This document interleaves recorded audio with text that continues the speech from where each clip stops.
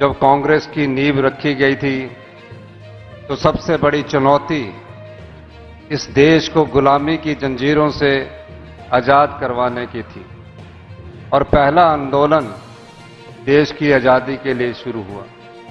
कांग्रेस की नीतियों के कारण, कांग्रेस की विचारधारा से देश आजाद हुआ और जब देश आजाद हुआ तो इस देश में सुई तक नहीं बनती थी। कांग्रेस पार्टी के पहले प्रधानमंत्री ने पंडित जवाहरलाल नेहरू ने नीतियां बनाई और उन नीतियों के सहारे इस देश में लोकतंत्र की स्थापना हुई और जिस देश में सुई तक नहीं बनती थी उसमें सुई से लेकर हवाई जहाज का सफर कांग्रेस पार्टी की नीतियां, कांग्रेस पार्टी की विचारधारा, कांग्रेस पार्टी के कार्यक्रमों द्वारा स्थापित की गई।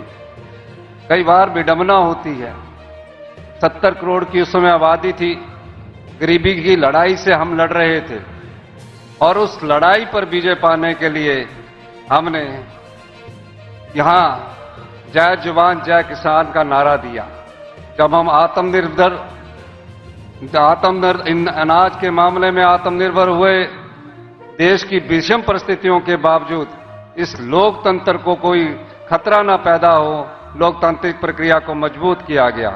कई बार देखने में आता है कि राष्ट्रभक्ति और देशभक्ति की नई विचारधारा को गढ़ा जा रहा है।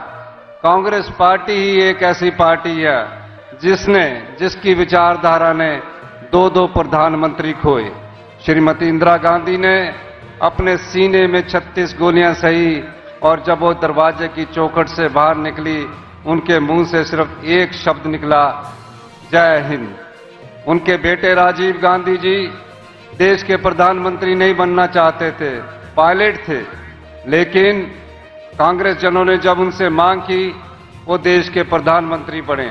ये पता भी नहीं था कि 5 साल बाद देश के आतंकवाद का वो निशाना बनेंगे, कभी कल्पना भी नहीं की थी।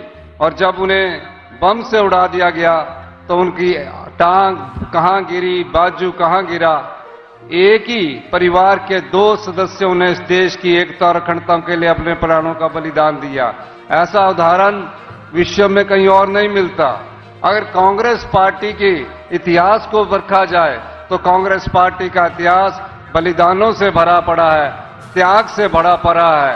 भारतीय जनता पार्टी का एक भी नेता बता दीजिए जिसने इस देश की एकता और अखंडता के लिए अपने प्राणों का बलिदान दिया गया। लेकिन आजकल नई प्रकार की परिभाषा को गढ़ा जा रहा है, राष्ट्रभक्ति की नई परिभाषा को भरा जा रहा है, देशभक्ति की नई परिभाषा को गढ़ा जा रहा है। ये वो कांग्रेस पार्टी है। चुनाव होते रहते हैं, लोकतंत्र में पार्टियां जीतती रहती है, लेकिन कांग्रेस की विचारधारा कभी खत्म नहीं हुई। कश्मीर से कन्याकुमारी तक आज भी ये विचारधारा जिंदा है और इस नागपुर के 138वें स्थापना दिवस पर आज कांग्रेस जन को ये कहना है कि जो झूठ के सहारे राजनीति करते हैं, जो झूठी परिभाषा को गढ़ने की कोशिश करते हैं, उस परिभाषा का जवाब सच्चाई से देना है। झूठ बार बार सच्चाई से टकराता है, अंत में जीत सच्चाई की होती है। यही मैं कहना चाहता हूं। इस 138वें स्थापना दिवस पर आपको बहुत बहुत शुभकामनाएं। धन्यवाद। जय हिंद, जय भारत। धन्यवाद सुक्कू जी। अब आमंत्रित करते हैं हाल ही में हुए तेलंगाना के चुनाव के जरिए जिन्होंने तेलंगाना में प्रदेश कांग्रेस कमेटी का नेतृत्व किया और आज वहां पर मुख्यमंत्री की हैसियत से प्रदेश को तरक्की के रास्ते पर ले जा रहे वे हमारे तेलंगाना के मुख्यमंत्री माननीय रेवंत रेड्डी जी वे आए और अपने विचार।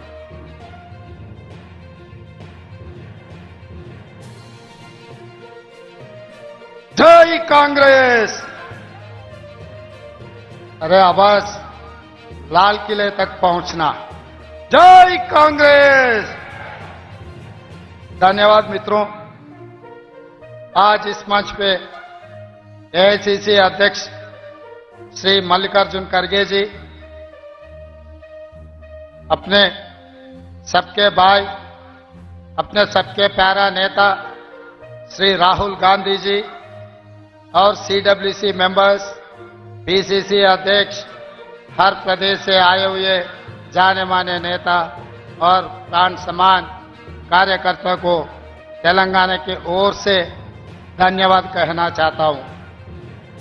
आज इस नागपुर में जो जलसा हो रहा है, ये जलसा आगे आने वाले चुनाव में लाल किले पे तिरंगा झंडा लहराने के लिए सब लोग यहां मौजूद है। मुझे उम्मीद करता हूं राहुल जी कन्याकुमारी से लेकर कश्मीर तक 150 दिन 4000 किलोमीटर पादयात्रा किए।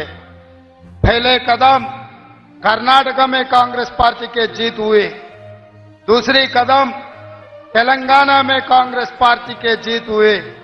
ये हैदराबाद कर्नाटक, हैदराबाद तेलंगाना में हासिल किए। अभी हैदराबाद महाराष्ट्र बच गए। तीसरी कदम महाराष्ट्र में कांग्रेस पार्टी का सरकार बनाने वाले हैं, क्योंकि आप सब लोगों को देखने के बाद मुझे उम्मीद आए महाराष्ट्र में कांग्रेस पार्टी सरकार बनाने वाले हैं, क्योंकि कर्नाटक से राहुल जी का पादयात्रा तेलंगाना में आया, तेलंगाना में भी सरकार बने। तेलंगाना से राहुल जी का पादयात्रा आए महाराष्ट्र में, इस बार महाराष्ट्र में भी कांग्रेस पार्टी सरकार बनाने वाले हैं। और राहुल जी का पदयात्रा जो भारत जोड़ो में 2 प्रदेश में सरकार बनाए। अभी राहुल जी भारत न्याय यात्रा मणिपुर से लेकर महाराष्ट्र तक अभी शुरू करने वाले हैं। इसीलिए मणिपुर से लेकर महाराष्ट्र तक राहुल जी का पदयात्रा हिंदुस्तान में कांग्रेस पार्टी को फिर सरकार में ले आके लाल किले पे तिरंगा झंडा लहराने वाले हैं। और भाई हमेशा भारतीय जनता पार्टी वाले ये बात कहते रहता है, हमारा नरेंद्र मोदी जी का 56 इंच छाती है।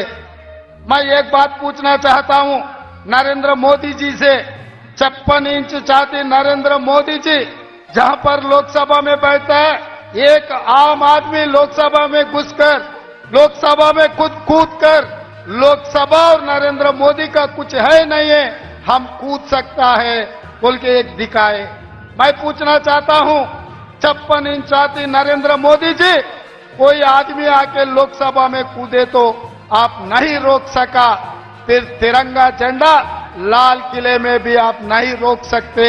हर मेडिसिन का एक एक्सपायरी डेट रहता है, नरेंद्र मोदी जी मेडिसिन का भी एक्सपायरी डेट खत्म हो चुके हैं। अभी आने वाले दिनों में नरेंद्र मोदी जी का मेडिसिन इस भारत में कुछ काम करने वाले नहीं है।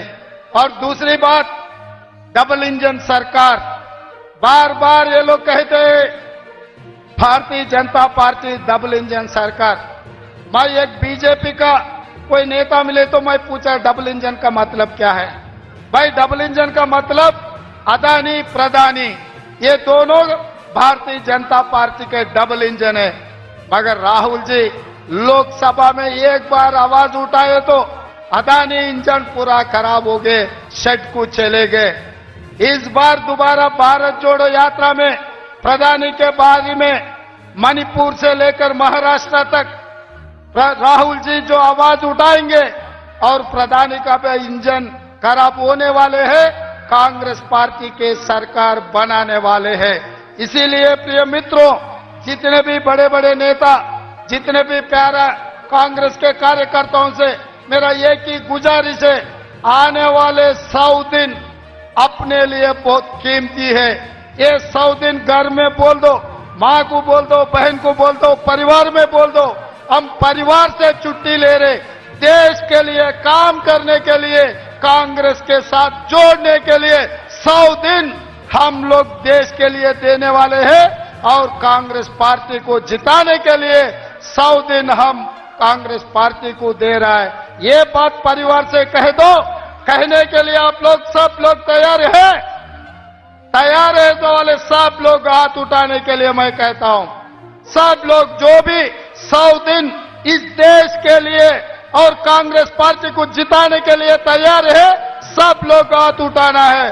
जय कांग्रेस, जय जय कांग्रेस, धन्यवाद मित्रों।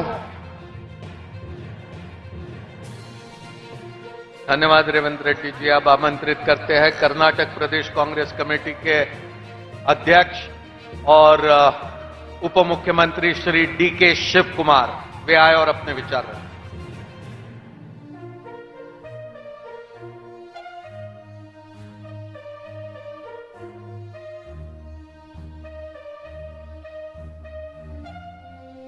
नमस्कार। बोलो भारत माता की, कांग्रेस पार्टी की, मल्लिकार्जुन खड़गे की, राहुल गांधी की, सोनिया गांधी की। Sorry, I don't know Hindi. You have to excuse me. All the leaders who are on the dais, my colleagues, all the party leaders who have come from different part of the country, my media friends, ladies and gentlemen. It is a great honor to be on this forum, on this historic event.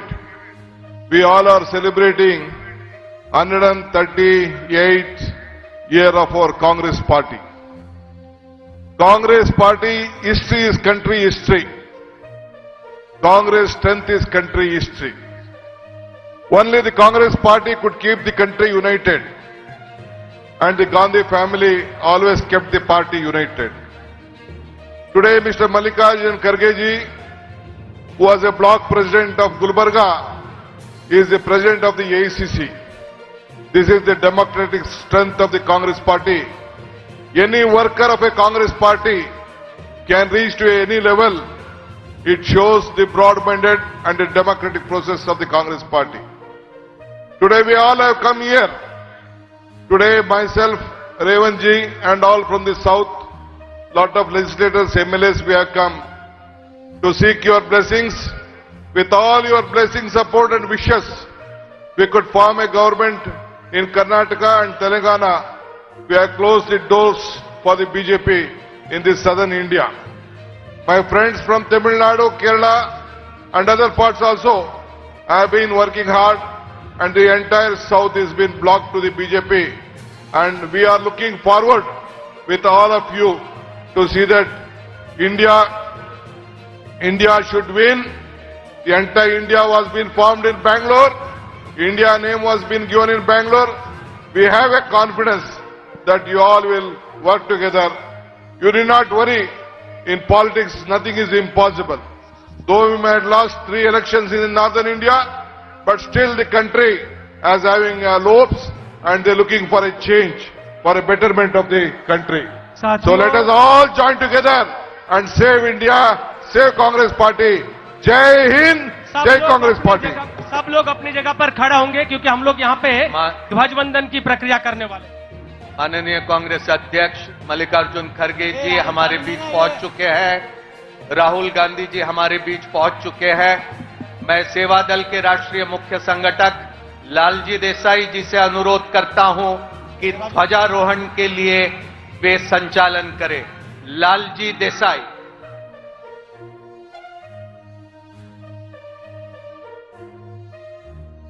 सभी लोग अपनी जगह पर खड़े होकर एक साथ सभा का सावधान। हेलो। वंदे मातरम शुरू करेंगे। वंदे मातरम, वंदे मातरम, सुजलाम सुफलाम मलयज शीतलाम सस्य श्यामलाम मातरम, वंदे मातरम, शुभ्र ज्योत्स्ना पुलकितयामिनी पुल्लकुसुमिता द्रुमदल शोभिनी सुहासिनी सुमधुर भाषिणी सुखदाम वरदाम मातरम, वंदे मातरम, वंदे मातरम।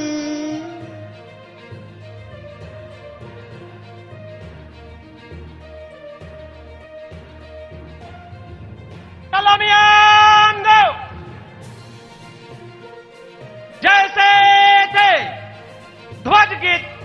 करेंगे। विजयी विश्व तिरंगा प्यारा, झंडा ऊंचा रहे हमारा, सदा शक्ति सरसाने वाला, प्रेम सुधा बरसाने वाला, वीरों को हर्षाने वाला, मातृभूमि का तन मन सारा, झंडा ऊंचा रहे हमारा, शान नहीं सकी जाने पाए, चाहे जान भले ही जाए, विश्व विजय करके दिखलाए, तब होवे प्रण पूर्ण हमारा, झंडा ऊंचा रहे हमारा, विजयी विश्व तिरंगा प्यारा, झंडा ऊंचा रहे हमारा। विश्राम। तभी सावधान, राष्ट्रगान शुरू करेंगे। जन गण मन अधिनायक जय है, भारत भाग्य विधाता, पंजाब सिंध गुजरात मराठा, द्राविड़ उच्चल वंग, विंध्य हिमाचल यमुना गंगा, उच्चल जलधि तरंग, तव शुभ नामे जागे, तव शुभाशिष मागे, गाहे तव जय गाथा, जन गण मंगलदायक जय है, भारत भाग्य विधाता, जय है जय है जय है, जय जय जय जय है। आजाद हिंद जिंदाबाद, कौमी नारा, वंदे मातरम। विश्राम।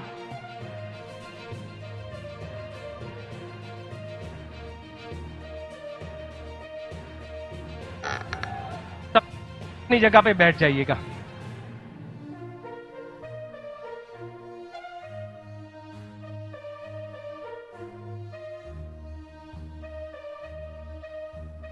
सेवा दल के साथियों के लिए सावधान, लाइन तोड़।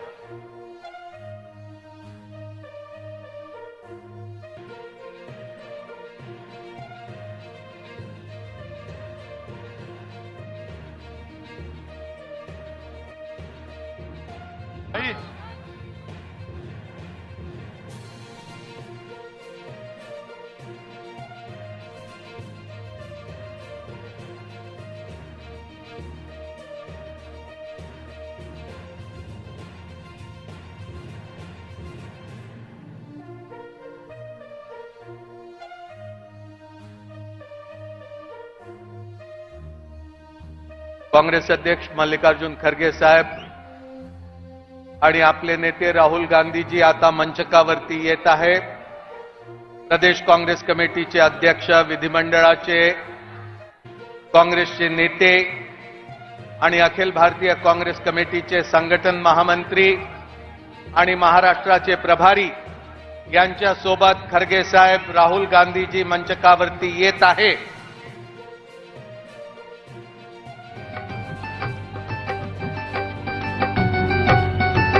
आपल्या सर्वांना विनंती आहे की टाळ्याच्या जबरदस्त गजरामध्ये खरगेजी आणि राहुल गांधीजींचा इथे स्वागत करावा। झूठ मूठ की बात बताकर देश में ये छा गए, और अपने वतन की लाज बचाने कांग्रेस वाले आ गए, अपने वतन की लाज बचाने कांग्रेस वाले आ गए। झूठ मूठ की बात बताकर कांग्रेस अध्यक्ष मल्लिकार्जुन खरगे जी राहुल गांधी जी का यहाँ पर नागपुर के इस महारैली में स्वागत करते हुए हमें दिल की गहराइयों से खुशी होती है। ये तिरंगा जो बड़े शान से यहाँ पर लहरा रहा है, ये कांग्रेस का तिरंगा, ये वही है जहां पर स्वाधीनता के आंदोलन में कांग्रेस के कार्यकर्ता, कांग्रेस के नेताओं ने लाठी गोलियां खाकर इस तिरंगे को बड़े शान से लहराने का काम किया। आज हमारे स्थापना दिवस पर खड़गे जी ने इसका यहां पर ध्वजारोहण किया है। ये घड़ी नागपुर के लिए एक बहुत ऐतिहासिक इस तरह की घड़ी है। मैं अभी आग्रह करता हूं महाराष्ट्र प्रदेश कांग्रेस कमेटी के अध्यक्ष नाना पटोले जी वे आए और यहां पर स्वागत पर भाषण दे। नाना पटोले।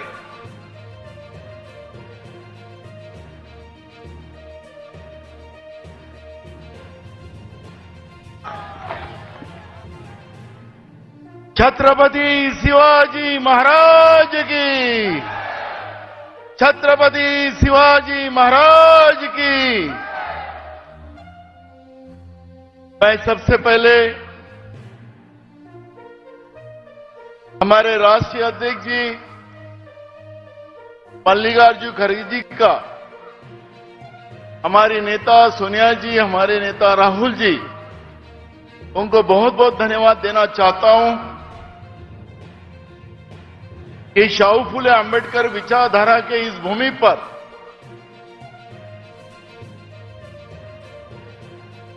कांग्रेस का स्थापना दिन मनाने का जो निर्णय उन्होंने किया, उस निर्णय का मैं स्वागत करता हूं, क्योंकि कांग्रेस की विचारधारा ही शाहू फुले आंबेडकर विचारधारा की है, छत्रपति शिवाजी महाराज की विचारधारा है। और इस महाराष्ट्र के नागपुर के भूमि में जो हमारे 138 साल के पहले अंग्रेजों के तानाशाह विचारधाराओं के समाप्त करने के लिए कांग्रेस की स्थापना की गई थी। और ऐसे ही एक तानाशाह प्रवृत्ति आज लोकतंत्र में जो पैदा हुई है, उसका भी खात्मा करने का विचार इसी भूमि से, देश के मध्यवर्ती भाग से पूरे देश में जाने का संदेश ये भूमि से होने वाला है। और इसलिए मैं हमारे नेताओं का तहे दिल से स्वागत करता हूं। आप तालियां बजा के पहले नेताओं का हमारे स्वागत किया। मैं यहां पर उपस्थित हुए हमारे सभी माननीय मुख्यमंत्री महोदय,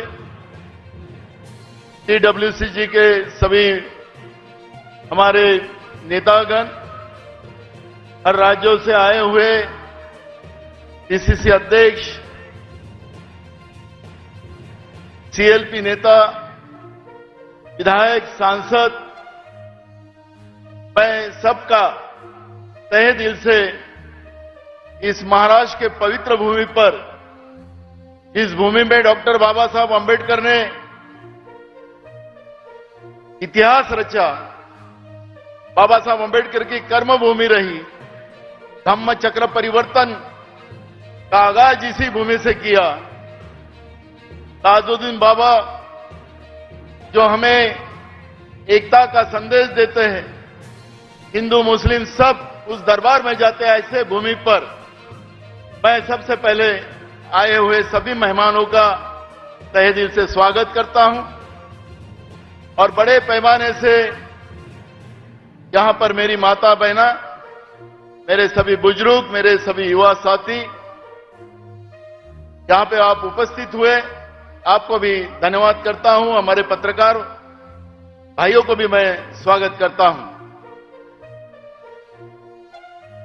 मराठीत बोलतो म्हणजे काय, आमच्या भाषेतलं ते बरोबर होईल।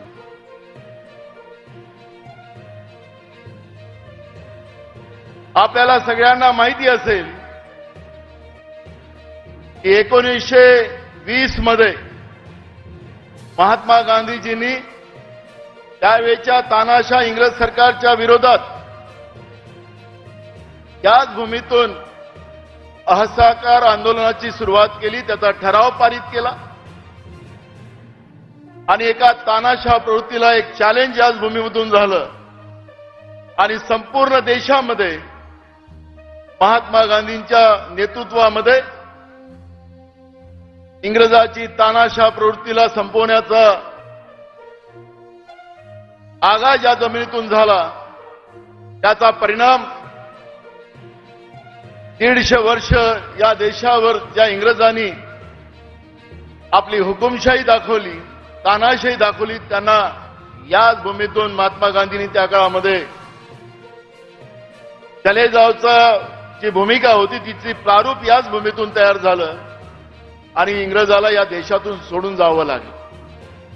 आपल्या लक्षात असेल की आमच्या नेत्या सोनियाजी गांधी यांनाही सुद्धा याच भूमीमधून त्यांना काँग्रेस पक्षाचे राष्ट्रीय अध्यक्ष बनवण्याचाही सुद्धा ठराव याच नागपूरच्या भूमीमध्ये झाला. इंदिराजी आमच्या सगळ्यांच्या आई आजही देशाच्या कुठल्याही कानाकोपऱ्यात गेलो, महाराष्ट्राच्या कुठल्या कानाकोपऱ्यात गेलो तर आमच्या काँग्रेसची ओळखच इंदिरा गांधी आहे. आणि इंदिराजींनी देशाचं प्रधानमंत्री झाल्यानंतर या देशामध्ये हरित क्रांती आणली, श्वेत क्रांती आणली, परमाणु तयार केलं आणि देशाला जगाच्या पाठीवर महासत्ताक बनवण्याचा निर्णय इंदिराजींनी त्या काळात केला. त्याच्यानंतर आणीबाणीच्या नंतरची जी परिस्थिती निर्माण झाली त्यानंतर याच भूमीमध्ये इंदिराजींनी सभा घेतली आणि आपल्यासारख्या प्रचंड सभा त्यामध्ये इंदिराजींना मिळाला.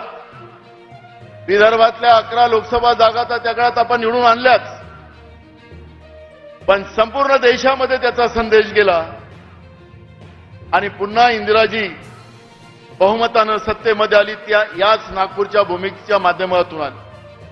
आणि म्हणून हा मध्यवर्ती भारताचा भाग असल्यामुळे आज ही सभा या ठिकाणी या देशामध्ये आमचे नेते मल्लिकार्जुन खरगे साहेब, राहुलजी गांधी यांचा संदेश पूर्ण देशाला जावा आणि आपलं स्लोगन याच्यामध्ये आहे की है तैयार हम. एक तानाशाह प्रवृत्तीला या देशातून सत्तेच्या बाहेर काढण्यासाठी है तैयार हम. आमच्या शेतकऱ्याला संपवण्याचं पाप भाजपचं केंद्रातलं सरकार करते आहे. शेतकऱ्याला न्याय देण्यासाठी है तैयार हम. आमच्या देशातल्या युवकांना कायम बेरोजगार करून त्यांचं आयुष्य बर्बाद करण्याचं काम जे भाजपच्या नीतीमुळे चाललं, त्या सगळ्या तरुण तरुणींना न्याय देण्यासाठी है तैयार हम. कामगारांना संपवण्याचं पाप केंद्रातल्या भाजपच्या आणि भाजपप्रणित राज्यामध्ये सुरू झालं. कामगाराला न्याय देण्यासाठी है तैयार हम. अशा विविध व्यवस्थेच्या माध्यमातून आणि जी लोकशाही आणि देशाचं संविधान संपवण्याचं काम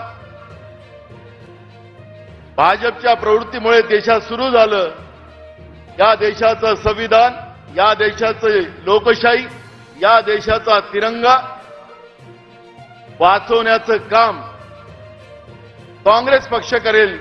है तैयार हम असा हा संदेश या ठिकाणातून आपले नेते या ठिकाणी देणार आहेत. मी जास्त वेळ या ठिकाणी आपलं आणि आपल्या नेत्यांच्या याच्यातून मी घेणार नाही.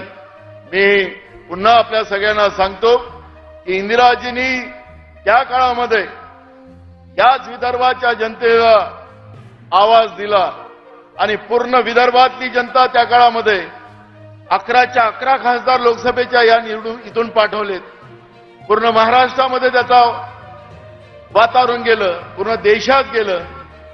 तसंच इंदिराजीचे नातू या ठिकाणी आपल्याला जे देश तोडणारी लोक आहेत, आपसामध्ये तणाव निर्माण करणारी लोक आहेत, आपसामध्ये लोकांचं भांडण, जात धर्म याच्यामध्ये भांडण लावणाऱ्या जी व्यवस्था सत्तेमध्ये आहे, त्या सत्तेच्या विरोधात मोहब्बतचा संदेश घेऊन मोहब्बत की दुकान घेऊन आज इंदिराजीचे नातू राहुल गांधीजी इथं आलेले आहेत आणि त्यांनाही आपल्याला इंदिराजी सारखा साथ द्यायची आहे हे आव्हान मी या कार्यक्रमाच्या निमित्तानं आपल्याला करतोय. मी पुन्हा आपल्या सगळ्यांना मनापासून धन्यवाद देतो आणि माझे 2 शब्द पूर्ण करतो. धन्यवाद. धन्यवाद नाना पटोलेजी.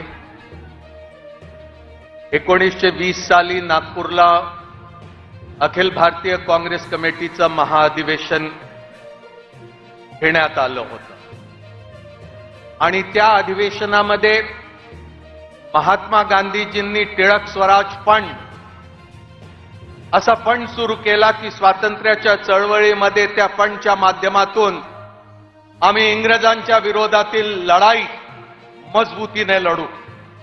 त्याच टिळक स्वराज फंडच्या धर्तीवरती 10 दिवस अगोदर नव्याने एक फंड सर्वसामान्य लोकांकडून गोळा करण्याच्या दृष्टिकोनातून अखिल भारतीय काँग्रेस कमिटीने सुरू केलं आणि या फंडमध्ये देणगी देणारे 10 दिवसामध्ये जवळपास 2 लाख लोकांनी देशभरातून देणगी दिली. आज या प्रांगणामध्ये देखील या मैदानात अनेकांनी शेकडो लोकांनी काँग्रेस पक्षाला देणगी दिली आणि जो लकी ड्रॉ काढला त्या 3 लोकांची नावं ज्यांची या ड्रॉ मध्ये निघाली त्यांची मी नावं घेईन आणि त्यांना खरगे साहेब आणि राहुलजी प्रमाणपत्र देतील. मी आता पहिल्या त्या व्यक्तीला बोलवतो ज्यांनी देणगी दिली. पूजा देशमुख या नागपूरच्या अयोध्या नगरीतून आहे. मी खरगे साहेबांना विनंती करतो की त्यांना देणगीचं प्रमाणपत्र त्यांना द्यावं.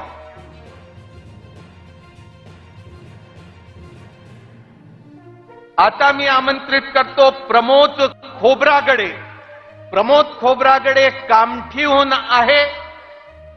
त्यांनी यावं आणि राहुल गांधीजींकडून आपलं प्रमाणपत्र घ्यावं.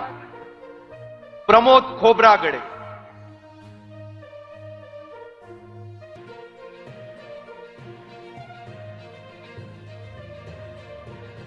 आता मी आमंत्रित करतो रेखा बाराहते. या सोनेगावहून आहे. या देखील राहुलजींकडून आपल्या देणगीचं प्रमाणपत्र घेतील.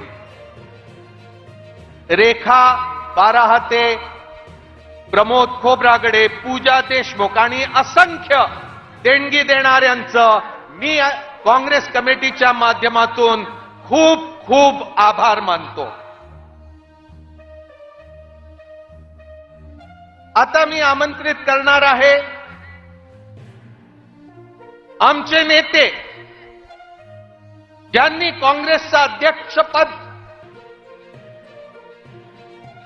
मजबूतीने सांभाळलं, देशभरामध्ये ज्यांनी कन्याकुमारी पासून तर काश्मीर पर्यंत 4000 किलोमीटरची पदयात्रा काढली. अभूतपूर्व अशा प्रकारची पदयात्रा. देश तोडणाऱ्यांच्या विरोधात देश कसा मजबूत करता येईल असा प्रयत्न घेऊन जे राहुल गांधीजी निघाले आणि आता थोड्याच दिवसात जे मणिपूर पासून तर मुंबईपर्यंत 6200 किलोमीटरची यात्रा काढतील. मी राहुल गांधीजींना विनंती करतो की त्यांनी यावं आणि आपले विचार मांडावे. राहुलजींनंतर काँग्रेस अध्यक्ष खरगे साहेब बोलतील आणि नंतर आभार प्रदर्शनानंतर कार्यक्रमाचं समापन होईल.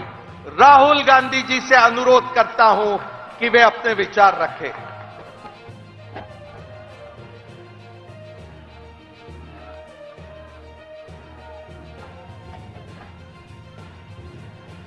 मल्लिकार्जुन खड़गे जी, केसी वेणुगोपाल जी, रमेश चन्नीथाला जी, नाना पटोले जी, थोराट जी,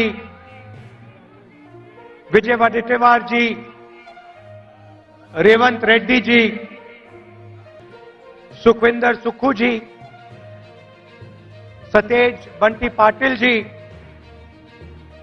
स्टेज पे सीडब्ल्यूसी मेंबर्स, सीनियर नेता, हमारे प्यारे कार्यकर्ता, भाइयों और बहनों,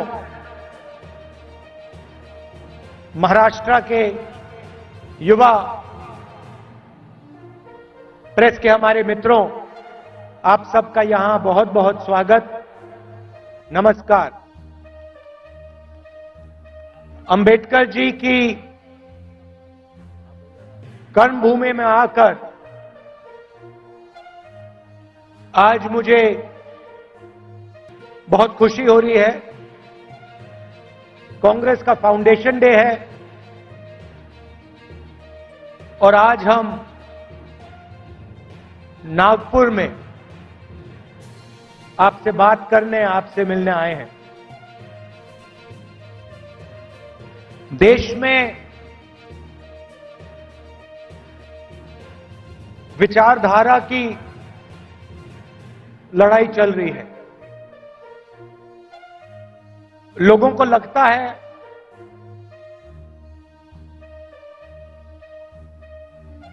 कि राजनीतिक लड़ाई है, सत्ता की लड़ाई है, वो है,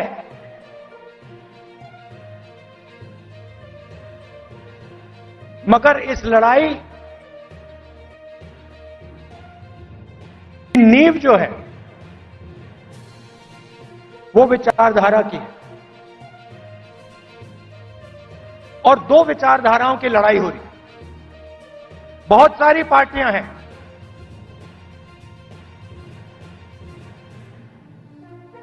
एनडीए में है, इंडिया अलायंस में है,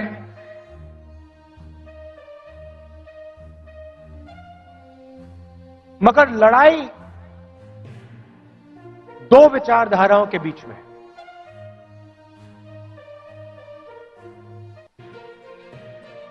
कुछ दिन पहले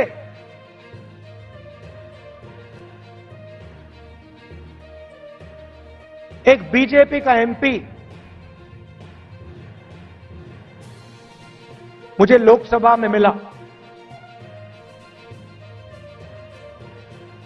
बहुत सारे बीजेपी के एमपी पहले कांग्रेस पार्टी में हुआ करते थे, ये भी कांग्रेस पार्टी में था।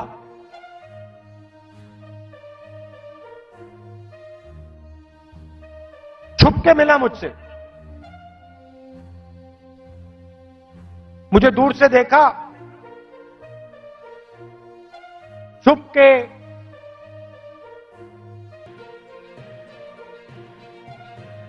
डर से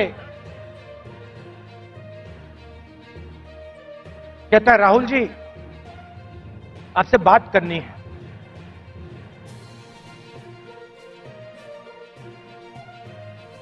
मैंने कहा भाई क्या बात करनी है, तुम तो बीजेपी में हो।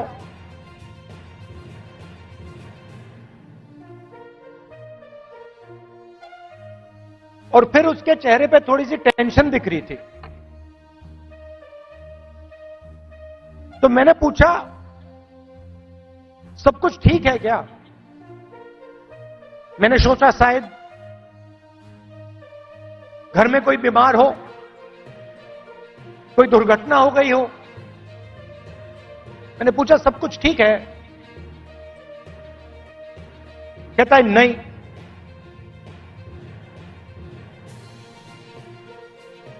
क्या हुआ?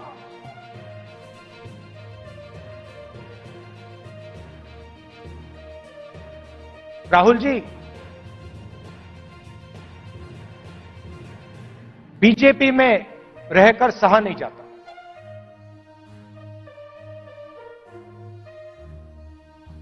मैं हूं बीजेपी में,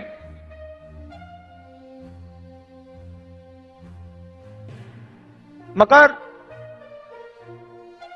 दिल मेरा कांग्रेस में है।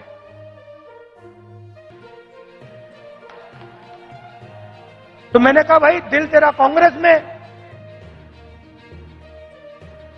शरीर आपका बीजेपी में,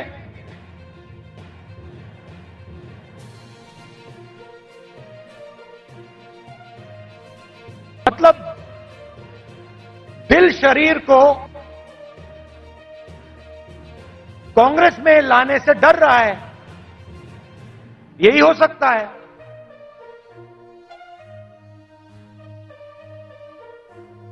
मैंने कहा मन क्यों नहीं बनता वहां?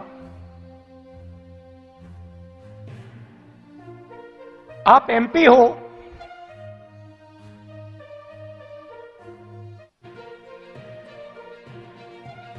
आप मुझे हिंट दे रहे हो,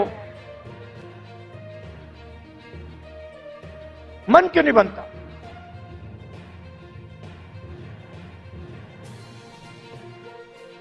कहता है राहुल जी, बीजेपी में गुलामी चलती है। जो ऊपर कहा जाता है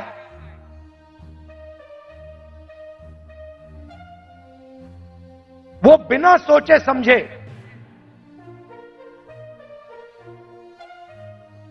करना पड़ता है।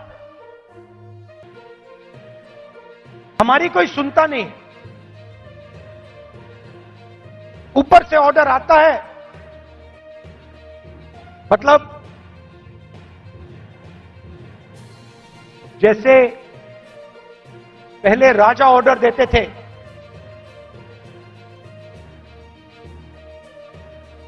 ऊपर से ऑर्डर आता है और उसका पालन करना पड़ता है, अच्छा लगे ना लगे, चॉइस नहीं होती। आपको याद होगा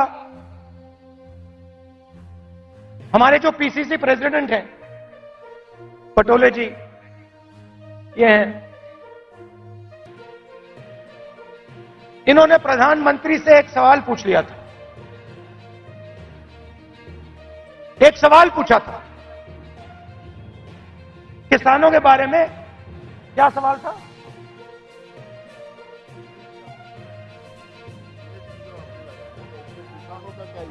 हाँ, तो सिर्फ एक सवाल पूछा। सवाल था जीएसटी जो आपने लगाया उसमें किसानों का क्या हिस्सा होगा। मोदी जी को सवाल अच्छा नहीं लगा, पटोले जी आउट हो गए।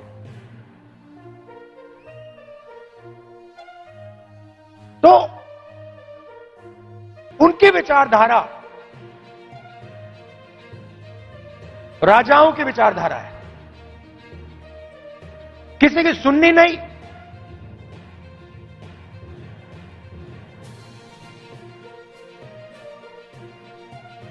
ऑर्डर ऊपर से आएगा,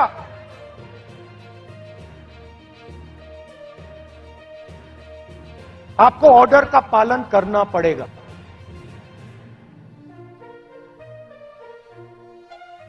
कांग्रेस पार्टी में आवाज नीचे से आती है। हमारा छोटा सा छोटा कार्यकर्ता हमारे किसी भी नेता को टोक सकता है, सही है ना? हमारे कार्यकर्ता मेरे सामने आते हैं और मुझे कहते हैं राहुल जी ये जो आपने किया मुझे अच्छा नहीं लगा, और फिर मैं उनको समझाता हूं कि देखिए मैंने ये इस कारण किया, और मैं उनकी सुनता हूं। उनकी जो आवाज है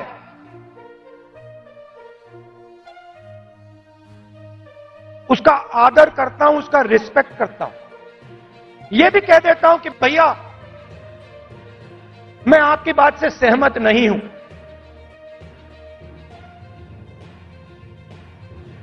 मगर उसकी आवाज सुनता हूं।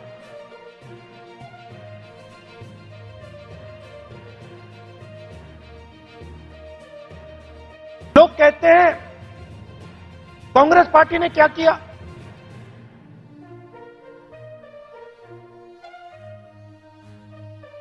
आजादी से पहले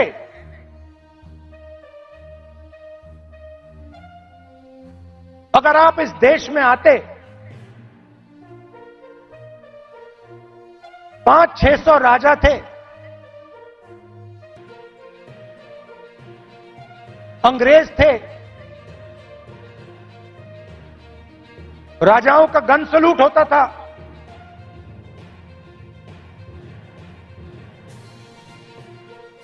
किसी को 19 तोपों का सलूट होता था, किसी को 21 तोपों का सलूट होता था। अगर हिंदुस्तान की जनता को इस देश में कोई अधिकार नहीं था, कोई अधिकार नहीं था,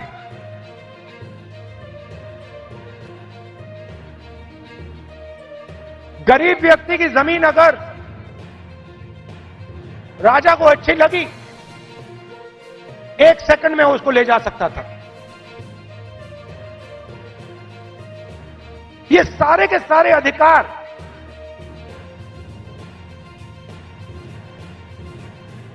जिनकी रक्षा कॉन्स्टिट्यूशन करता है,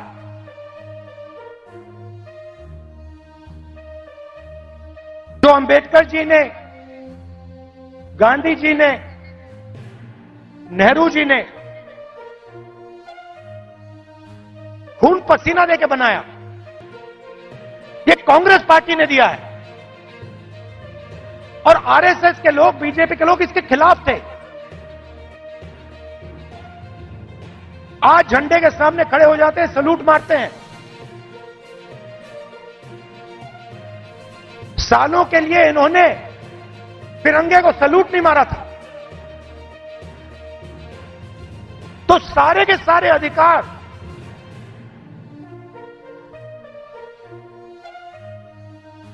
कॉन्स्टिट्यूशन से मिलते हैं।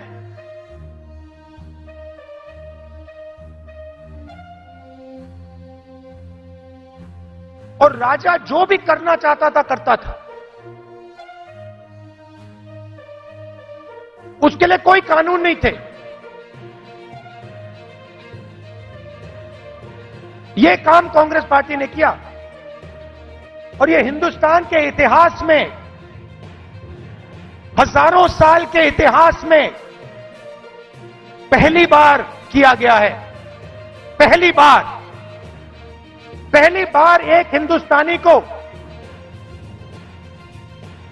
एक वोट दिया गया, चाहे वो दलित हो, आदिवासी हो, महिला हो, जनरल कास्ट का हो, तमिल हो, बंगाली हो, उत्तर प्रदेश का हो।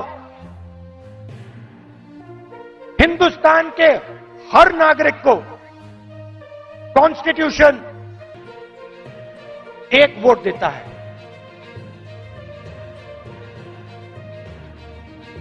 यह कांग्रेस पार्टी ने किया। गांधी जी जेल गए, नेहरू जी जेल गए, अंबेडकर जी ने सालों संघर्ष किया।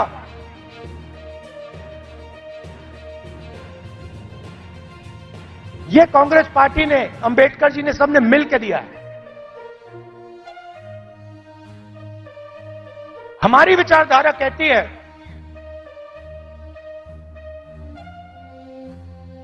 कि देश की लगाम हिंदुस्तान की जनता के हाथ में होनी चाहिए और देश को जैसे पहले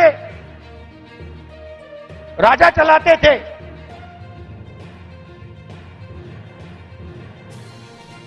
वैसे नहीं चलाया जाना चाहिए।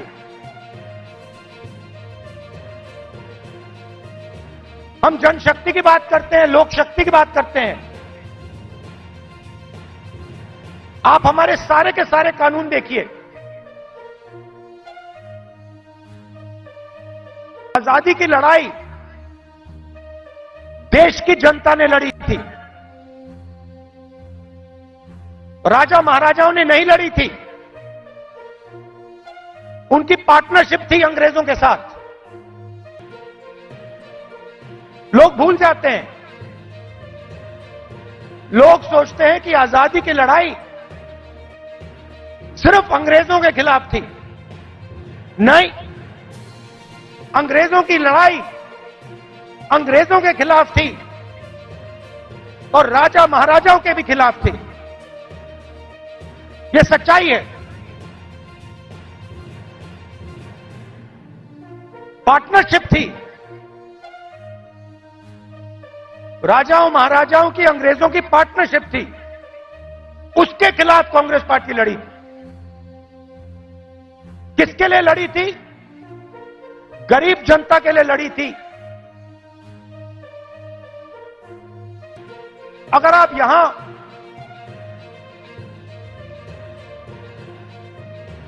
60-70 उससे पहले, इंडिपेंडेंस से पहले आप यहां आते, हिंदुस्तान की जनता के कोई अधिकार नहीं थे, महिलाओं के कोई अधिकार नहीं थे, दलितों को छुआ नहीं जाता था। यह आरएसएस की विचारधारा है, यह हमने बदला है और एक बार फिर यह हिंदुस्तान को वापस ले जाना चाह रहे हैं। जो आजादी से पहले था वहां हिंदुस्तान को वापस लौटा रहे हैं। कॉन्स्टिट्यूशन से, आपके वोट से अलग अलग संस्थाएं बनती हैं। ये आपकी संस्थाएं हैं, चाहे सुप्रीम कोर्ट हो, इलेक्शन कमीशन हो,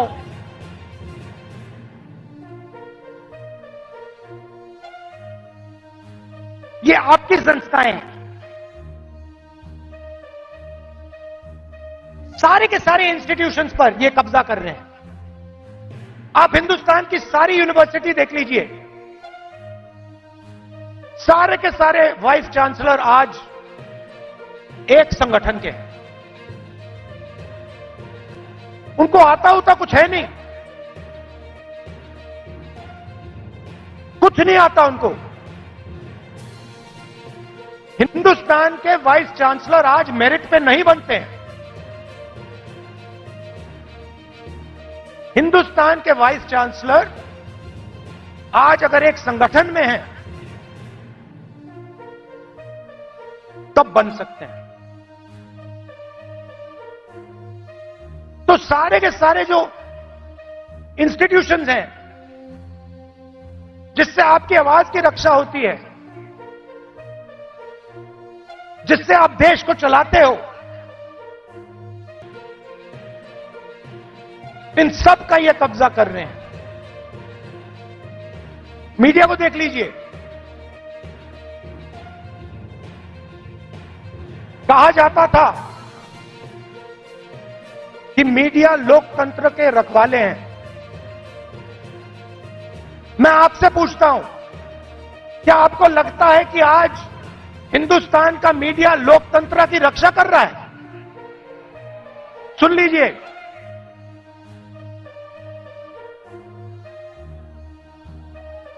आप इनसे पूछिए, ये आपको बताएंगे कि हमारे दिल में जो है हम नहीं बोल सकते। इनके दिल में क्या है? इनके दिल में वो है जो हिंदुस्तान की जनता के दिल में है, वो नहीं बोल सकते।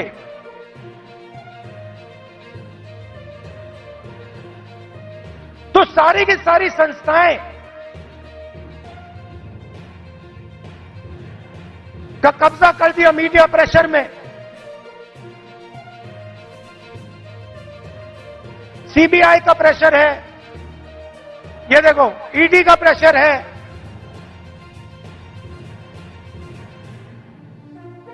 तो लड़ाई इस बात की है, हम देश की जनता को देश की शक्ति देना चाहते हैं। देश की जनता को देश की शक्ति हम पकड़ाना चाहते हैं। लोग कहते हैं कि कांग्रेस पार्टी ने सफेद क्रांति की। हमने सफेद क्रांति में मदद की, मगर सफेद क्रांति को आनंद के महिलाओं ने शुरू की। सफेद क्रांति हिंदुस्तान की नारी शक्ति ने की। हरी क्रांति देश के किसानों ने की। किसानों की शक्ति ने हरी क्रांति की। आईटी रेवोल्यूशन देश के युवाओं ने किया। कांग्रेस पार्टी ने मदद की, कांग्रेस पार्टी ने विजन दिया, मगर आईटी रेवोल्यूशन हमारे युवाओं ने किया।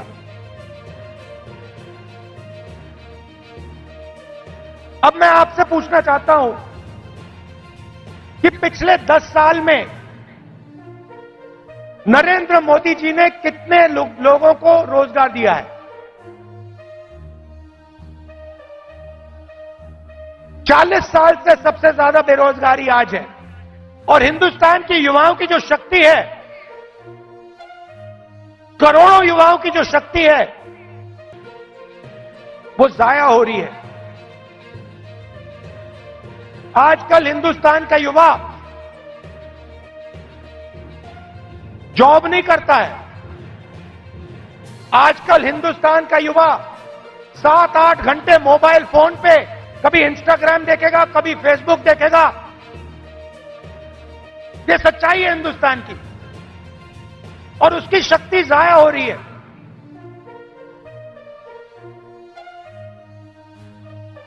एक तरफ किसानों पर आक्रमण, युवाओं पर आक्रमण, और दूसरी तरफ हिंदुस्तान के 2-3 अरबपतियों को देश का पूरा धन दिया जा रहा है। यह सच्चाई है। भाइयों और बहनों, सुनिए, कुछ दिन पहले मेरे पास कुछ युवा आए, मुझे कहते हैं, राहुल जी, अग्निवीर योजना से पहले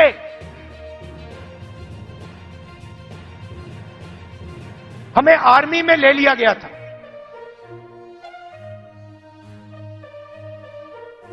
एक 1,50,000 युवाओं को हिंदुस्तान की सेना ने और एयरफोर्स ने एक्सेप्ट कर लिया था। उन्होंने फिजिकल टेस्ट पास कर दिया और एक्सेप्टेंस उनको मिल गई। 1,50,000 युवा।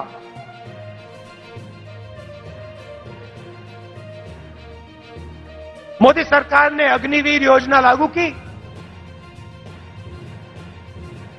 और 1,50,000 युवाओं को उन्होंने आर्मी में, एयरफोर्स में नहीं आने दिया।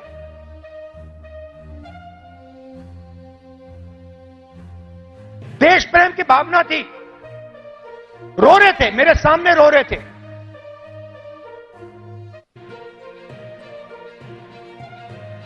आंसू आ रहे थे, कह रहे थे सरकार ने हमारी जिंदगी बर्बाद कर दी है, जिंदगी खत्म कर दी, हमारा मजाक उड़ाया जाता है। गांव में हमें झूठे सैनिक कहा जाता है। इतनी भी इज्जत नहीं रखी। उनको अग्निवीर योजना में भी नहीं आने दिया।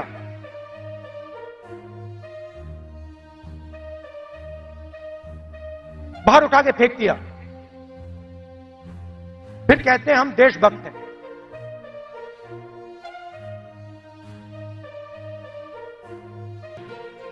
इससे देश का फायदा नहीं होने वाला।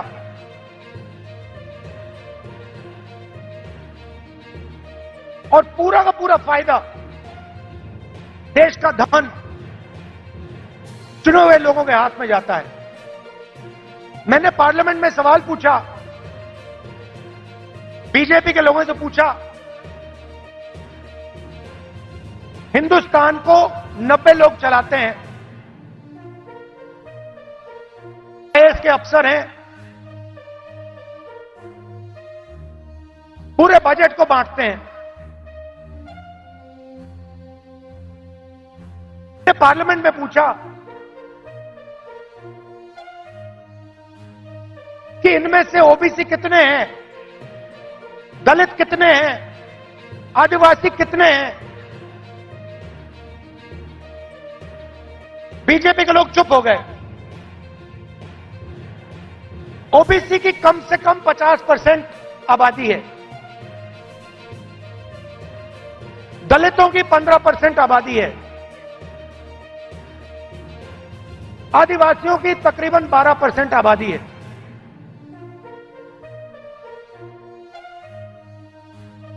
नब्बे अफसर में से 3 ओबीसी हैं।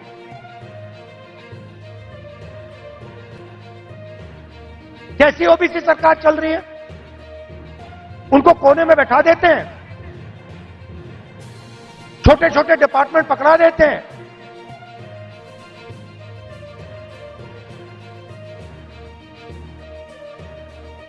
हिंदुस्तान की सबसे बड़ी कंपनी, 100-200 सबसे बड़ी कंपनी की लिस्ट निकालो, मुझे दिखा दो इनमें कौन सा ओबीसी है, कौन सा दलित है, कौन सा आदिवासी है। स्टेट की ब्यूरोक्रेसी में दिखा दो।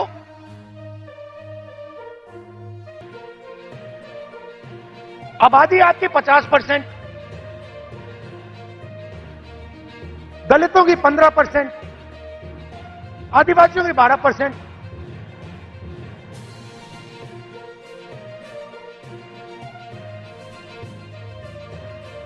और भागीदारी आपकी कहीं भी नहीं।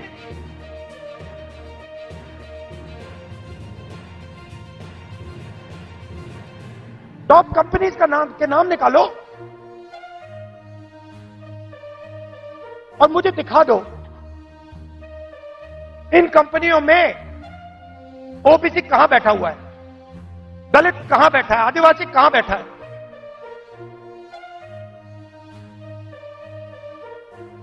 और ये सिर्फ मैं आईएएस की बात नहीं कर रहा हूं, हर फील्ड में ये हालत है।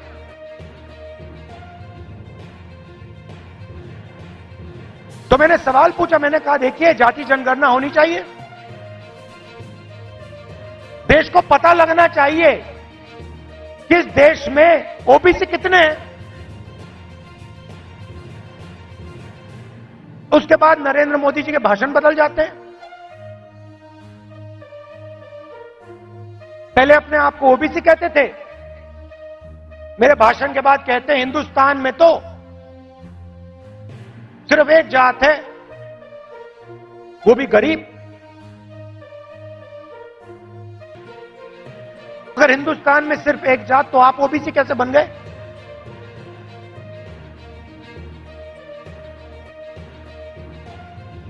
तो हमने निर्णय ले रखा है, जैसे ही हमारी सरकार आएगी, दिल्ली में आएगी, हम जाति जनगणना आपके लिए करके दिखा देंगे।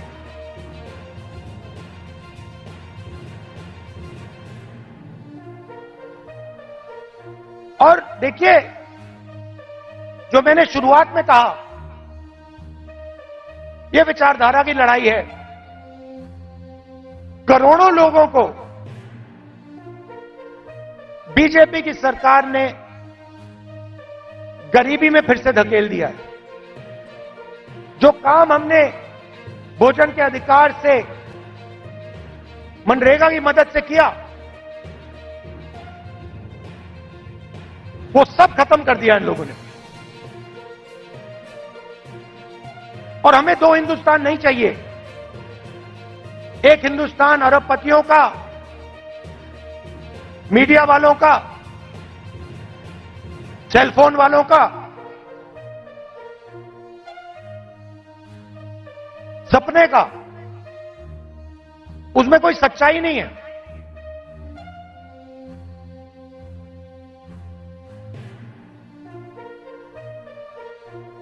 हिंदुस्तान के युवा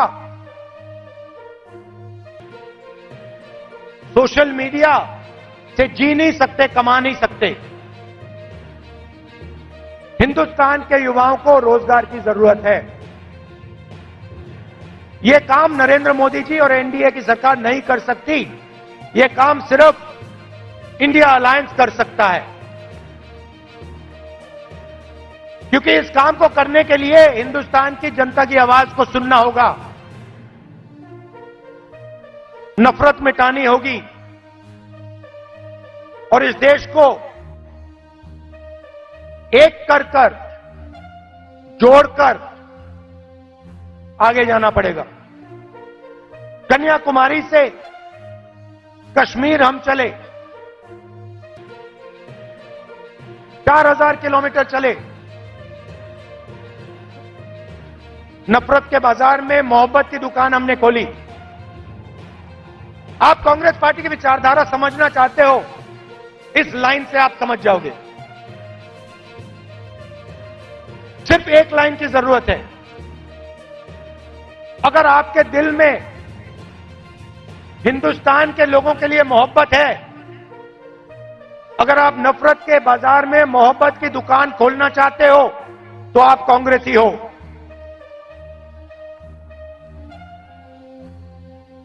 मैं कांग्रेस पार्टी के कार्यकर्ताओं से आखिरी बात बोलना चाहता हूं। देखिए,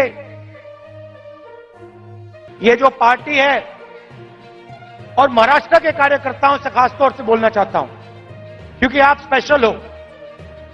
मैं महाराष्ट्र में चला, मैं जब भारत जोड़ो यात्रा में चल रहा था, जैसे ही मैं महाराष्ट्र के अंदर आया, मैंने सोचा कि देखो, ये कांग्रेस की जमीन है, ये कांग्रेसियों की जमीन है। इस जमीन में लोगों को कांग्रेस की विचारधारा बिना समझाए समझ आ जाती है। और अगर हमारी लड़ाई शुरू हुई तो महाराष्ट्र से हुई थी, इसलिए हम यहां नागपुर में आए हैं आपसे बात करने। तो आप बब्बर शेर हो, आपको किसी से नहीं डरना। आप नहीं डरते हो, आप बब्बर शेर हो, और आपकी विचारधारा की लड़ाई है, आपके दिल की लड़ाई है। और आप और हम मिलकर, आप और हम मिलकर महाराष्ट्र में और पूरे हिंदुस्तान में चुनाव जीतने जा रहे हैं।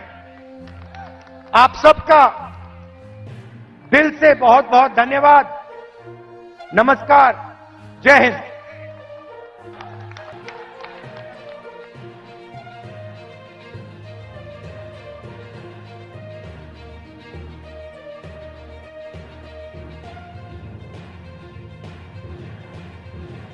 अरे तिकडला माईक चालू करा.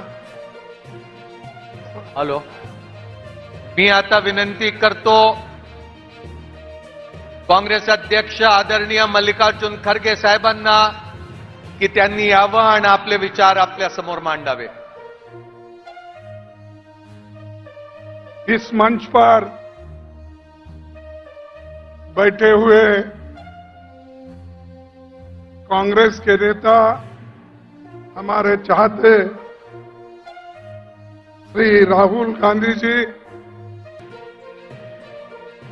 ट्रेजरर अजय माकन जी, केसी वेणुगोपाल जी, सुखविंदर सिंह जी, सुक्कू, रेवंत रेड्डी जी, रमेश चेनिताला जी, नाना पटोले जी, बाळासाहेब थोरात जी, विजय वडवट्टीवार जी, और बंटी पाटिल जी और सारे इस मंच पर बैठे हुए सभी हमारे वर्किंग कमेटी के मेंबर्स, कांग्रेस के नेता और यहां पधारे हुए मेरे भाई और बहन और मीडिया के मेरे दोस्तों, अब मैं ज्यादा बोलने नहीं जाता क्योंकि जो कहना था वो राहुल गांधी जी ने पूरी बात आपके सामने रखी और मैं यहां जो आया हूं कि 139वें स्थापना दिवस पर कांग्रेस के अध्यक्ष के नाते कांग्रेस का झंडा फहराने के लिए आया हूं। ये नागपुर इतना पवित्र स्थल है जहां गांधी जी, डॉक्टर बाबा साहेब अम्बेडकर, ये सभी लोग यहां पर देश के लिए काम किए, समाज के लिए काम किए और सामाजिक न्याय के लिए वो लड़े हैं। ऐसे एक पवित्र स्थान पर हम आए हैं और हमको ये लगता है कि अगर कोई देश के लोग प्रेरणा ले सकते हैं वो सिर्फ नागपुर से ले सकते हैं। नागपुर एक क्रांतिकारों की भूमि है। इसी भूमि पर बाबा साहब अम्बेडकर ने लाखों लोगों को अपने विचारधारा में लाया और उनको सभी को एक सामाजिक न्याय दिलाया। महात्मा गांधी जी भी वर्धा और यहां पर कम से कम 2600 दिन यहां पर उन्होंने गुजारा है। करीब 7 साल उन्होंने मेहनत की। देश को आजादी दिलाने के लिए उनका काम यहां बहुत बड़ा है। देश के कोने कोने से लोग यहां आकर उनका सलाह लेते थे और देश को आजादी दिलाने के लिए क्या करना, इस विचारधारा का यहां पर बात होती थी। लेकिन भाइयों, यहां दो है, एक प्रोग्रेसिव यानी प्रगति पर विचारधारा डॉक्टर अंबेडकर की है और दूसरे तरफ हमारे पीछे आरएसएस का बंगला है, क्योंकि आरएसएस भी जो पैदा हुई यहीं से हुई और आज यही आरएसएस देश को बर्बाद कर रही है। मोदी आरएसएस का झंडा लेके आगे जा रहे हैं और उसके पीछे आरएसएस है। इसीलिए आप सोचना चाहिए, आपकी बड़ी जवाबदारी है। जब तक आप नहीं उठेंगे तब तक ये जो समानता का एक झंडा है ये आप नहीं फहरा सकते। तो भाइयों, मैं यहां से इतना सबको विनती करूंगा कि पिछले 10 साल में देश में भाजपा और राष्ट्रीय स्वयंसेवक ये देश को तंग कर रहे हैं और ये जो संघ की सरकार है, अगर इसको नहीं रोक सके तो देश बर्बादी की ओर जाएगा और लोकतंत्र खत्म हो जाएगी। देश का संविधान जो बाबा साहब अम्बेडकर और पंडित जवाहरलाल नेहरू जी ने मिलकर बनाया वो भी खत्म हो जाए। जिस देश में वोटिंग का अधिकार नहीं था, वो वोटिंग का अधिकार संविधान आने के बाद ही हुआ।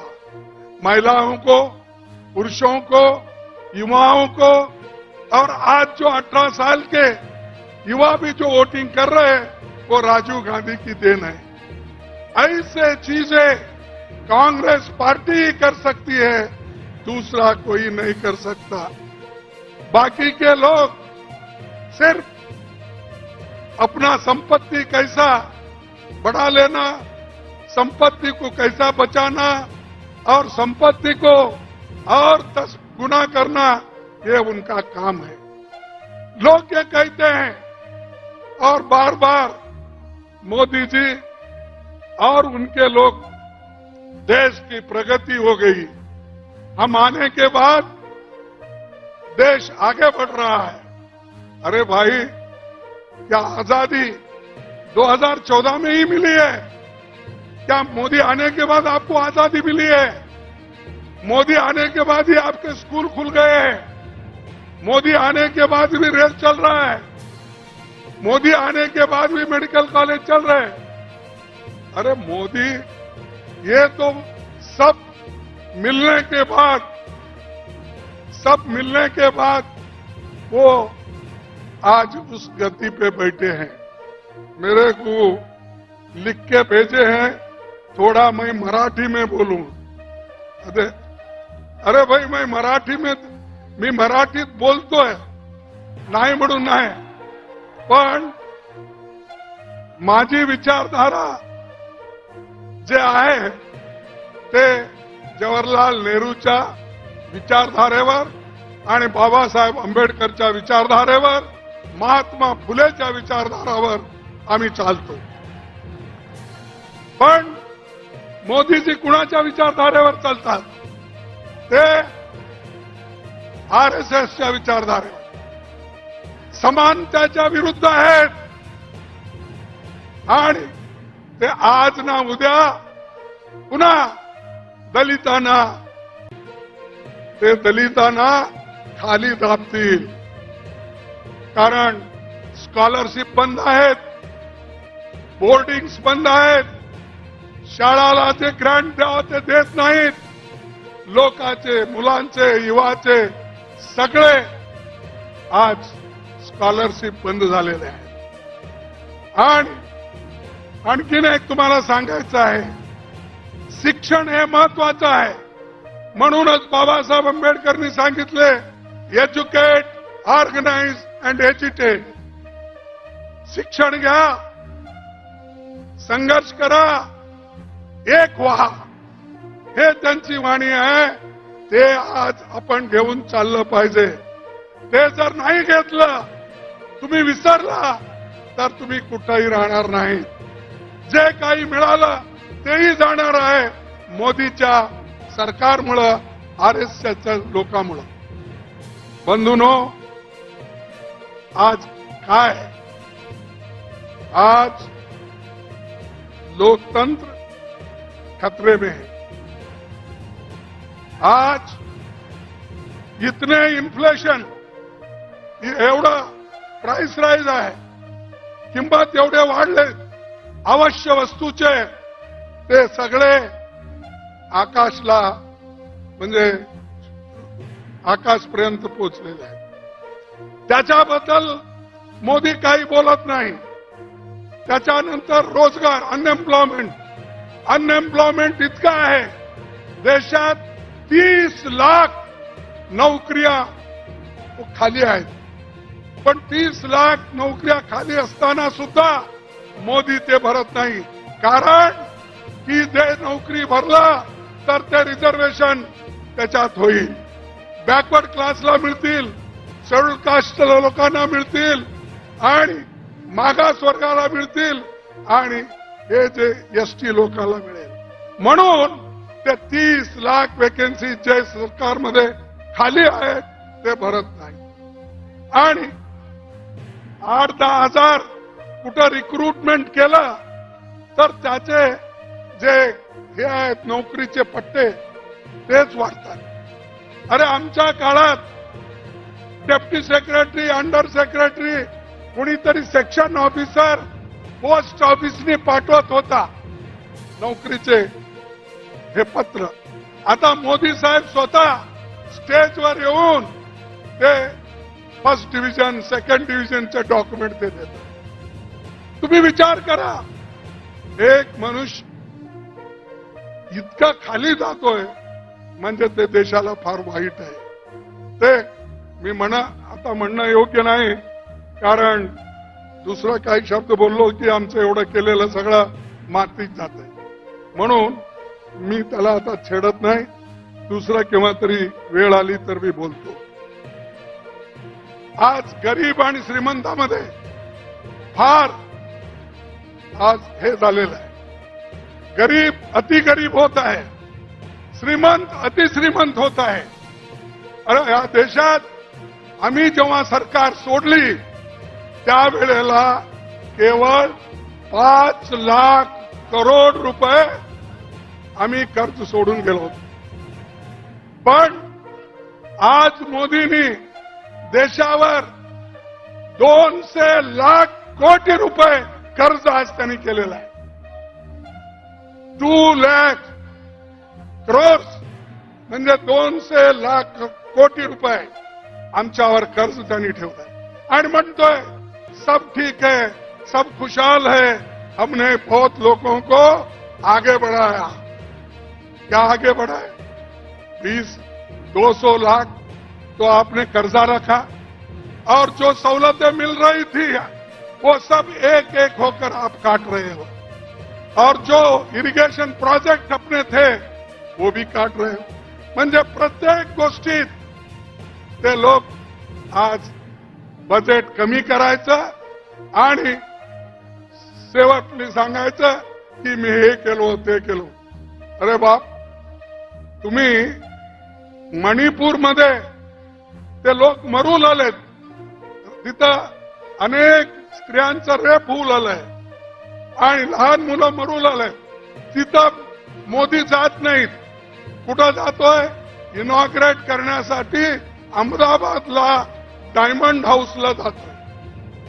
मोदी कुठं जातात की त्यांना जे पाहिजे पार्लमेंट सोडून त्यांनी लखनौमध्ये राहतात. अरे एकीकडे पार्लमेंट आहे चाललेलं आहे, दुसरीकडे प्राईम मिनिस्टर होम मिनिस्टर हे बाहेर फिरतात. हे काय कुठंतरी असं होतंय? पार्लमेंट कशासाठी बोलवतात? आम्ही एमपीज कशासाठी जातो? की लोकांचे मुद्दे तिथं ठेवण्यासाठी. लोक आता काय अनएम्प्लॉयमेंट आहे, बेरोजगारी जे आहे, तसंच जे इन्फ्लेशन आहे, हे सगळ्या गोष्टी आणि आपल्या किसानांचं फार्मर्सचं हे प्रश्न तिथं ठेवण्यासाठी आम्ही जातो. पण तिथं प्रधानमंत्री पायच ठेवला नाही, राज्यसभेत तरी पाय ठेवला नाही, मला वाटतंय लोकसभेमध्ये सुद्धा पाय ते ठेवलेच. म्हणजे एवढी घृणा लोकसभेबद्दल राज्यसभेबद्दल आहे आणि त्यांनी आम्हाला डेमोक्रेसी शिकवतोय. अरे डेमोक्रेसी प्रकार तुम्ही आत येत नाही आणि जे लोक पार्लमेंटमध्ये येऊन जे गॅस सोडले, वरून उडून आले, ते कसं आले, कोण आणलं? आज मी सांगतो तुम्हाला, एक बीजेपीचा एमपी त्यांना साईन करून दिला होता आणि त्याच्यामुळं ते सगळं झालं. पण ते एक एमपीला रक्षण करण्यासाठी, त्या एक एमपीला वाचवण्यासाठी 146 एमपीजना बाहेर घातले. आपल्या लोकांना बाहेर जाऊन सगळे कानून सगळे पास करून घेतले. हे क्या लोकतंत्र आहे? हे प्रजातंत्र आहे? नाही. नाही तर तुम्हाला त्यांना लेसन शिकवावं लागतंय, धडे शिकवावं लागतंय. तुम्ही जर त्यांना धडा नाही शिकवला पुन्हा हेच करणार तो. हे आता जसं आपले राहुल गांधीजी सांगितले, इंडिया अलायन्स हे एक होऊन बीजेपीच्या विरुद्ध आम्ही फाईट करणार आहोत आणि इंडिया अलायन्स एक झालं तर बीजेपी कुठंही तुम्हाला दिसणार नाही. अशी शक्ती या इंडिया अलायन्स मध्ये आहे. पण त्याला कसं खतम करावं, आमच्यामध्ये कसं डिवाइड करायचं ते त्यांनी सुरू केलंय. आतापासून काय काय करता मंत्र मला माहित नाही, कारण हैदराबादमध्ये एक स्पीच मी त्यांचा ऐकला, जे रेवंत रेड्डीने काहीतरी एक भाषण केला.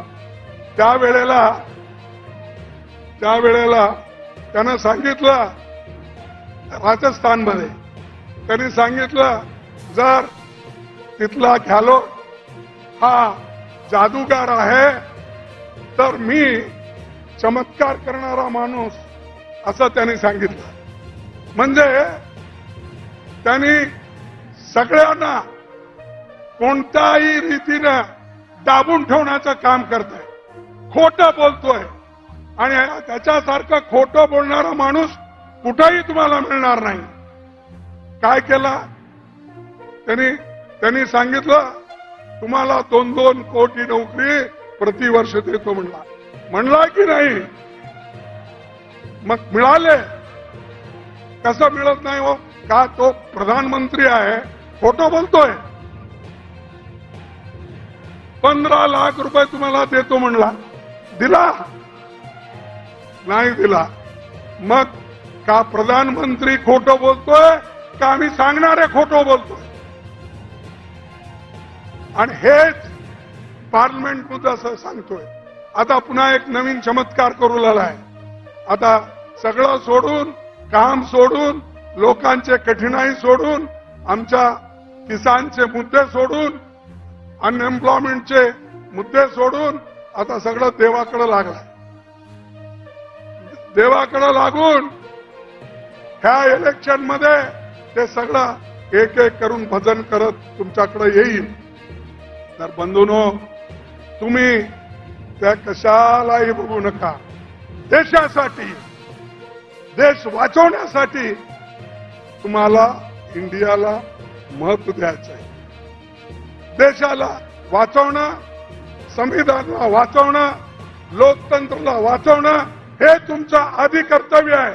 हे जर उरलं किंवा याला तुम्ही जर वाचवलं तर सगळं वाचतं. त्यासाठी मी जास्त बोलत नाही, कारण यांच्या काळात मी जास्त सांगत नाही. आणि मीडियाच्या लोकांना सांगितलं, सर राहुल जी, इनको पाप कहने से कुछ नहीं होता. ये मीडिया के लोग जो है ना, ये काम करने वाले हैं. इनके पीछे जो है ना, उनको पकड़ना पड़ता हमको. इनके पीछे जो कॉरपोरेट कंपनीज है, ये तो पाप मजदूर है, सैलरी लेने वाले हैं. नहीं तो उन्होंने अगर रिपोर्टिंग ठीक नहीं करे तो दूसरे दिन निकाल देते हैं. तो वो डर के वो मालिक जो बोलता वही लिखते हैं.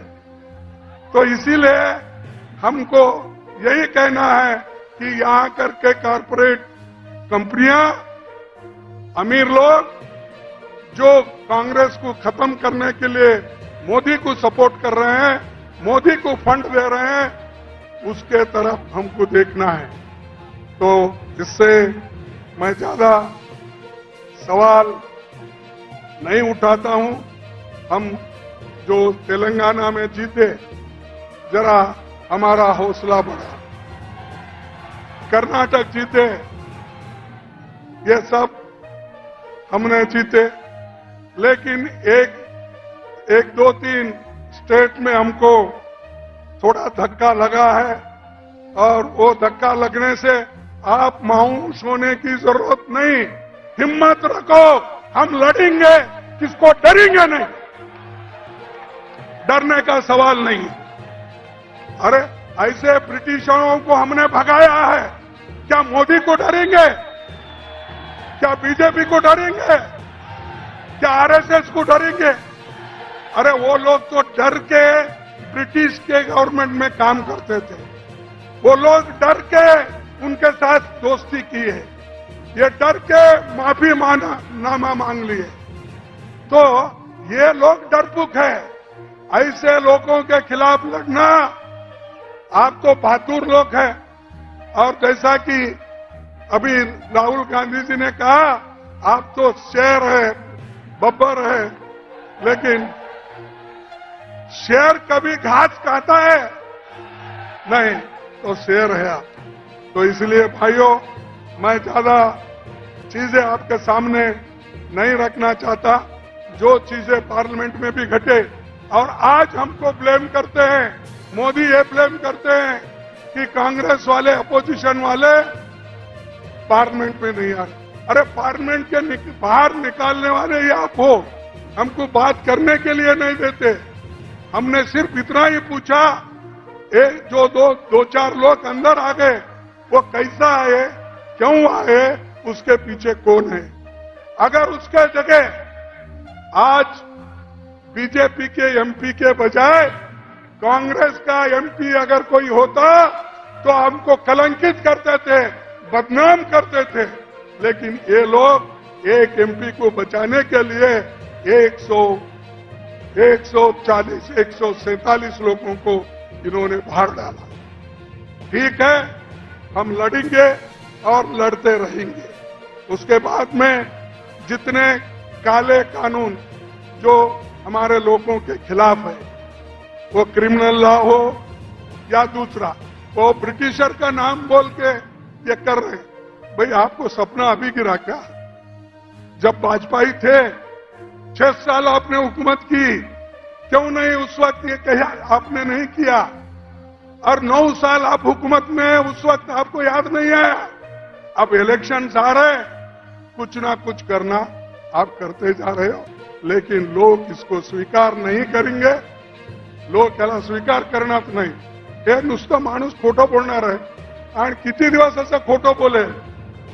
आणि लोक, मी ते नांदेडमध्ये एकदा सांगितलं होतं, त्यांचं तत्व काय, खोटं बोला पण रेटून बोला।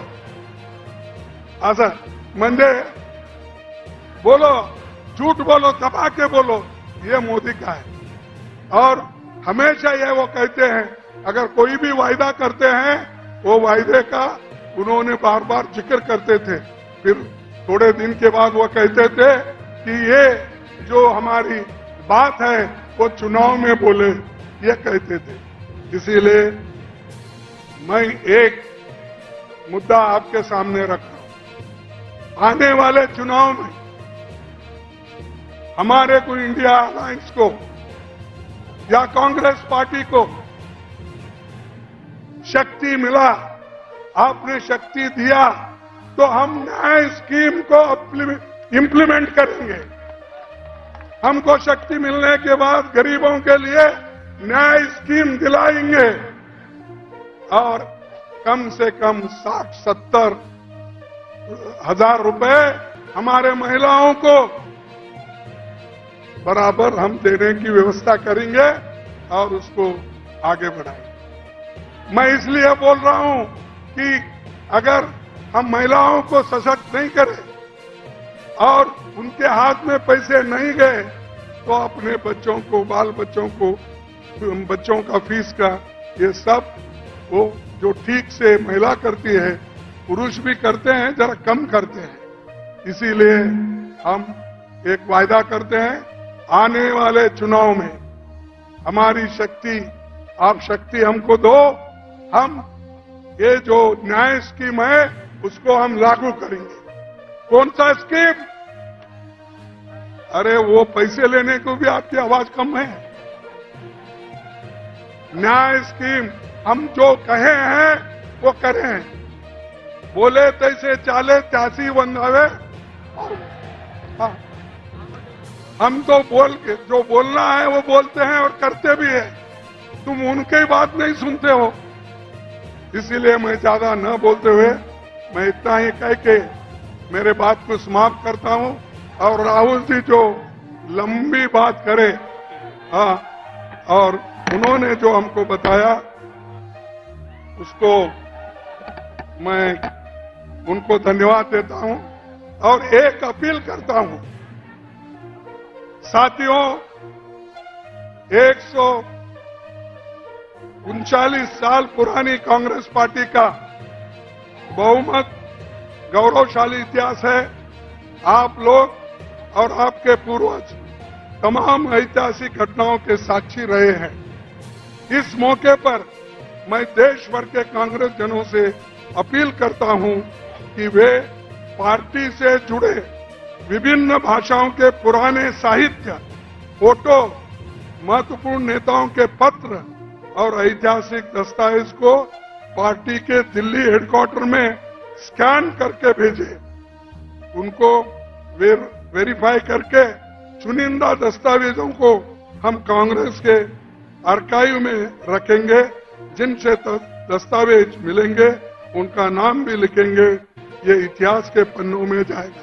जो भी आपके पास कांग्रेस के बारे में लिखे हुए कागज है, जो महात्मा गांधी जी के हो, पंडित जवाहरलाल नेहरू जी के हो, वल्लभ भाई पटेल के हो, अब्दुल कलाम आजाद के हो, किसके भी हो, जैसा कि यहाँ पर 3 तो हमारे अधिवेशन हो गए और फैजपुर जो वहां पर भी एक नेहरू जी के नेतृत्व में फैजपुर में भी एक अधिवेशन हुआ। उस अधिवेशन में जो आंखों देखी हालात उस वक्त के जो लिखा पड़ी है, अगर किसी के पास भी है तो आप हमको भेज दीजिए, ताकि हम कांग्रेस ऑफिस में जो हमारा नया बिल्डिंग बन रहा है उसमें रखेंगे। आगे आने वाले बच्चों को एक मार्गदर्शन होगा। इतना कहते हुए मेरे बात को समाप्त करता हूं। जय हिंद। और नए साल का आप सबको मुबारक शुभकामनाएं हो। और आखिरी में यही कहूंगा कि आप एक होकर काम करेंगे और गरीबों को बचाएंगे। जय हिंद, जय हिंद, जय हिंद। ये सामने के लोग पहले बहुत पुकारते थे, अब कम हो गया। जय कांग्रेस, जय कांग्रेस, जय कांग्रेस। आप सभी को धन्यवाद और जय भीम। खरगे साहेब, आपलं खूप खूप आभार. आता आमंत्रित करतो काँग्रेस विधिमंडळाचे नेते बाळासाहेब थोरात यांना. ते आभार प्रदर्शन करतील. बाळासाहेब थोरात. काँग्रेस स्थापना दिनाच्या निमित्तानं नागपूर येथे होत असलेल्या आजच्या महारॅलीसाठी उपस्थित असलेले अखिल भारतीय काँग्रेस कमिटीचे अध्यक्ष आदरणीय नेते मल्लिकार्जुन खरगे साहेब, आपल्या सर्वांचे नेते आदरणीय राहुलजी, त्याचप्रमाणे आपले प्रभारी रमेशजी चेनिथालाजी, माननीय वेणुगोपालजी, सर्व उपस्थित असलेले मुख्यमंत्री महोदय, सर्व पदाधिकारी, वर्किंग कमिटीचे सर्व सदस्य, देशातून आलेले आणि राज्यातून आलेले सर्व नेते मंडळी आणि आपल्या सर्वांचे मी आभार मानतो आहे. आणि हा संदेश राहुलजींचा संदेश, आदरणीय खरगे साहेबांचा संदेश घेऊन आपण महाराष्ट्रात आणि देशात जाऊया. पुन्हा एकदा काँग्रेस दिमाखाने उभे करूया, एवढंच सांगतो. जय हिंद, जय महाराष्ट्र. राष्ट्रगीत होईल. राष्ट्रगीत झाल्याशिवाय कृपा करून कोणी जाऊ नये. एकसाथ सावधान. राष्ट्रगान शुरू करेंगे. जनगण मन अधिनायक जय हे भारत भाग्य विधाता. पंजाब सिंध गुजरात मराठा द्राविड उच्चल वंग. विंध्य हिमाचल यमुना गंगा उच्चल जलधि तरंग. तव शुभ नामे जागे तव शुभाशिष मागे.